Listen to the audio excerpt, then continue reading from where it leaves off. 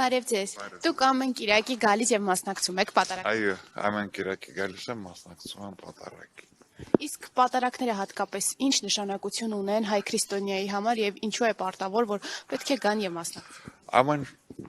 կիրակի օր մենք մասնակցում ենք պատարագի ու այդ նշանակում է, որ մենք հիշում ենք ամեն ինչ, ինչ Հիսուս Քրիստոսը հետ ա եղել է ու ինչ է շարունակում է։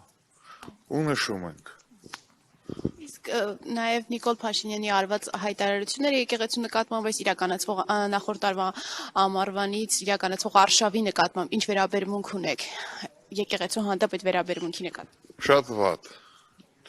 Նիկոլ Փաշինյան շատ սխալ բան արեց։ Ու ես շատ վատ ընդունում եմ Նիկոլ Փաշինյան։ Եվ վերջերը նաև 3 հայտարարություն տարածվեց, եկեղեցին հայտարարություն տարածեց, որ այսուհետ քրեակատորողական հիմնարկներում նույնպես արգելվելու է հոգևոր ծառայությունը, որը մինչ այդ իրականացվում էր։ Դրա վերաբերյալ ինչ նշան։ Բանտերում նույնպես արգելվում է հոգևոր ծառայություն իրականացվել։ Դրա վերաբերյալ ինչ կարող Նիկոլ Փաշինյանը կրկին արգելել է։ Չեմ հասկացել։ Կարող եք Հարց չեմ հասկացել։ Գիտեք ինչ, ես հավատում եմ Աստված ու հավատում եմ, որ Հիսուս Քրիստոս տեղը։ Հիսուս Քրիստոսի